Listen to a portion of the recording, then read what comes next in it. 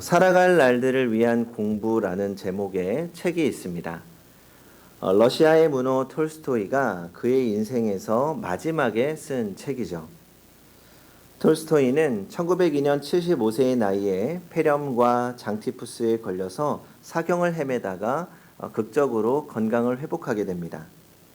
그리고 나서 인생의 의미를 성찰하는 세 권의 책을 쓰는데 현명한 사람들의 생각, 독서의 범위라는 책을 쓰고 그리고 맨 마지막으로 쓴 책이 살아갈 날들을 위한 공부라는 책입니다. 톨스토이는 이 책에서 이제 살아갈 날이 얼마 안 남았다면 그때 내가 해야 할 일이 세 가지가 있다고 말합니다. 그 첫 번째가 자신에 대해서 정직하라는 것입니다. 나이가 들어가면서 우리가 가장 중요하게 점검해야 할 것이 바로 정직함이라는 것입니다. 소유나 명예, 권세 이런 것들에 집착하다가 보면 인생의 참된 의미를 잃어버리기 때문입니다. 두 번째는 타인과의 관계에서 특권의식을 버리고 자기가 죄인됨을 좀 더 진실하게 인정하라는 것입니다. 겸손해야 한다는 거죠.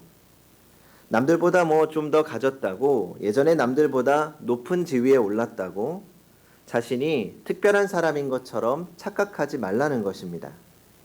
잘난 체 할 것도 없고 누군가를 무시할 것도 없습니다. 좀 더 겸손해져야 합니다. 세 번째는 이제 앞으로 당할 어떤 일 앞에서도 부끄러워하지 말고 불평하지 말라는 겁니다.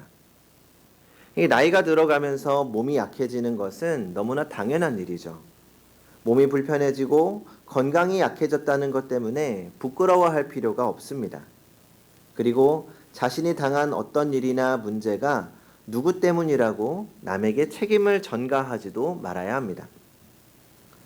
어쩌면 이런 톨스토이의 충고가 오늘 본문 시편에서 시인 다윗이 우리에게 들려주는 말씀과 같은 의미인 것 같습니다.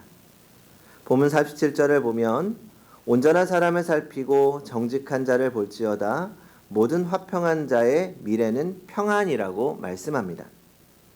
이 말씀은 온전하고 정직한 사람의 미래가 평안하다는 것을 말씀하고 있습니다.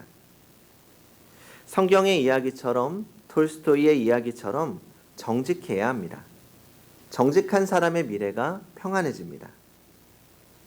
사실 오늘 우리가 사는 세상에서 정직하게 산다는 것 얼마나 어려운 일인지 모릅니다.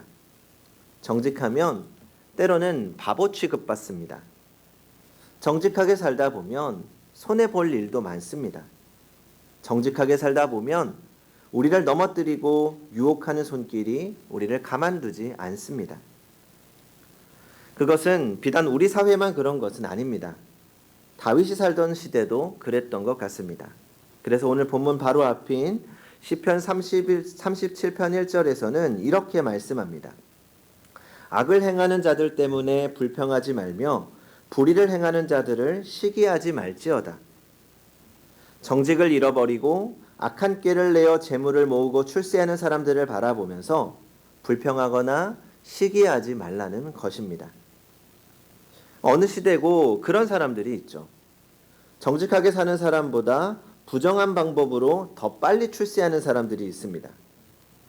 올바르지 못한 방법으로 많은 돈을 쉽게 버는 사람들이 있습니다. 정직한 방법으로는 도저히 따라갈 수 없을 만큼 큰 돈을 버는 사람들이 있죠. 그러나 그런 사람들을 바라보면서 왜 저런 사람이 더 빨리 출세하냐? 왜 저런 사람들이 더 부자가 되냐? 왜 저런 사람들이 더 편안하게 살아가냐? 이렇게 불평하거나 시기할 필요가 없다는 겁니다.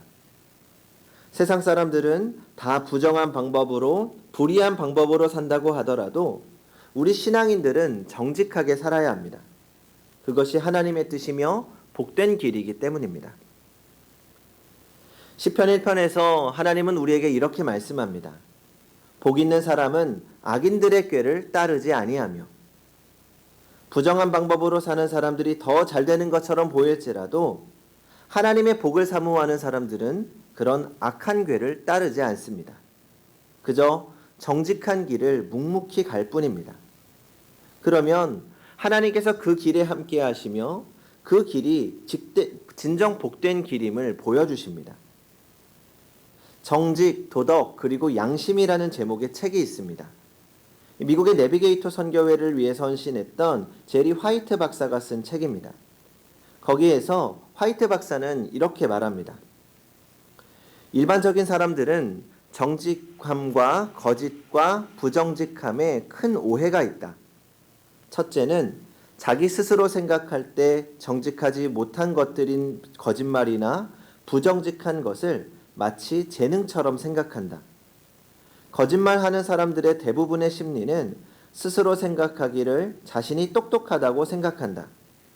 자신에게 속는 사람은 어리석고 속이는 자신이 똑똑하다고 착각한다. 이것이 실패하는 전형적인 패턴이다. 두 번째는 거짓을 큰 이득으로 생각한다.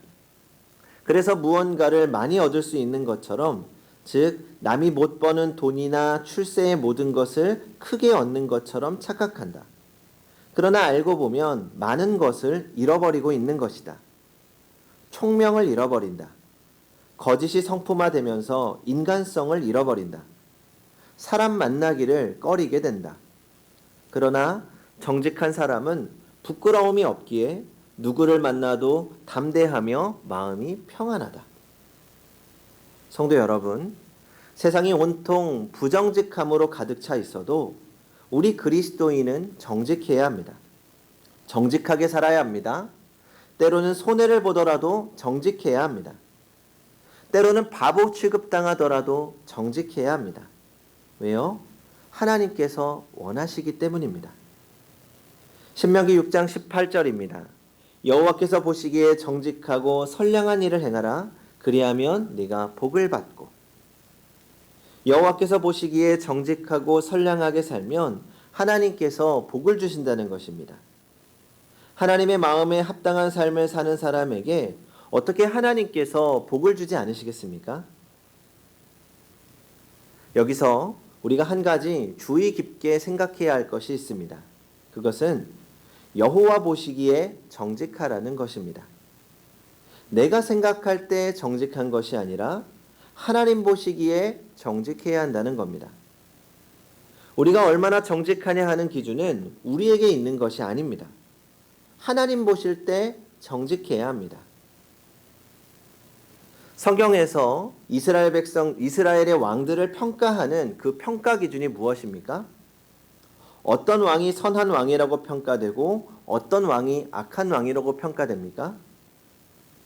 예전에 사무엘을 시작할 때 한번 말씀드린 적이 있는데, 그가 얼마만큼 정치를 잘했느냐 하는 것 그렇게 중요하지 않습니다. 그가 얼마나 많은 업적을 남겼느냐 그것도 별로 중요하지 않습니다. 얼마나 하나님의 말씀에 순종했는지, 하나님과 깊은 관계를 유지했는지가 중요합니다. 특히 열왕기서나 역대서를 보면 좋은 평가를 받는 왕들에 대한 공통적인 표현이 있습니다. 무엇인지 아십니까?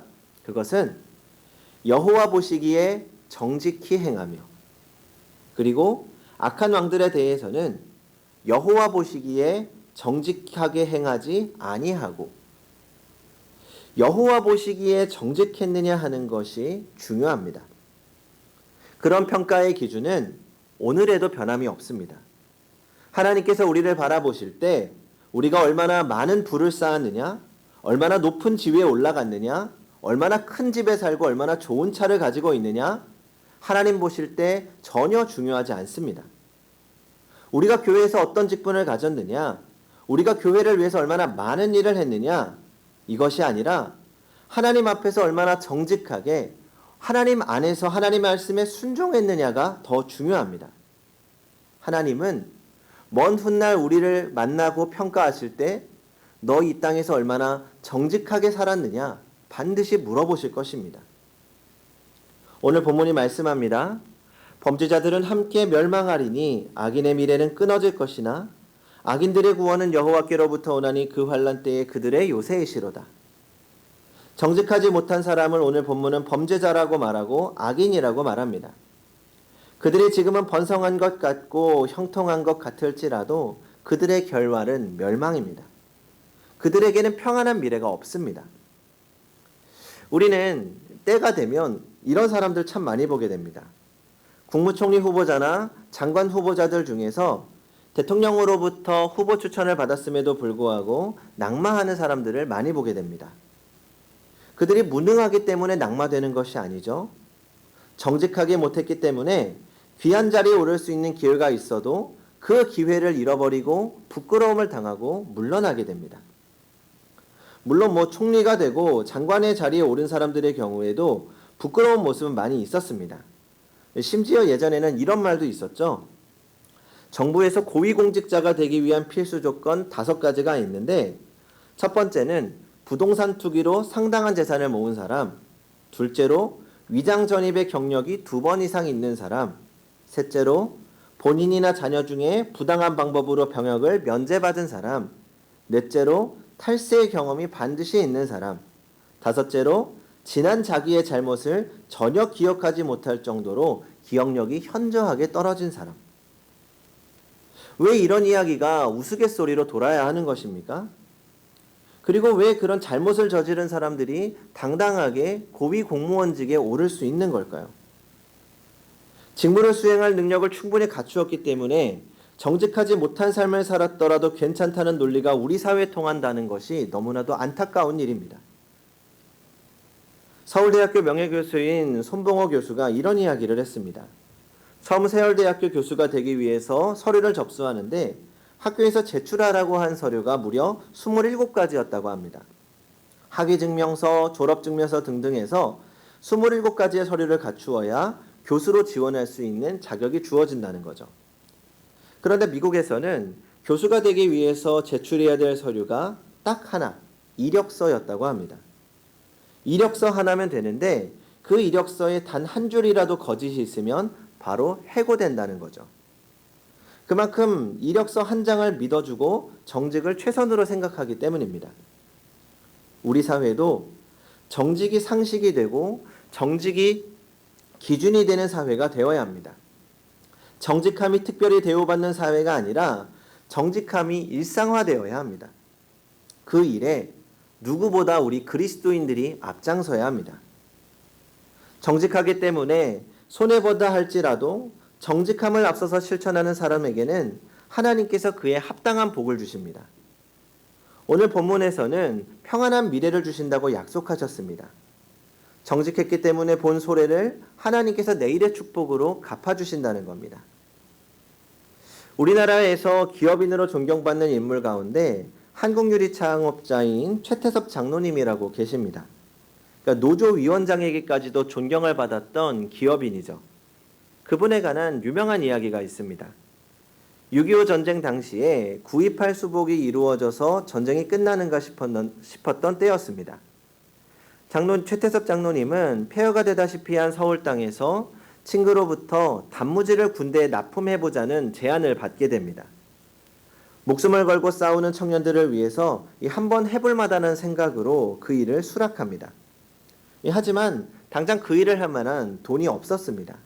그래서 이 전에 거래하던 은행에서 이 얼마의 돈을 빌려 조그만 단무지 공장을 차렸습니다.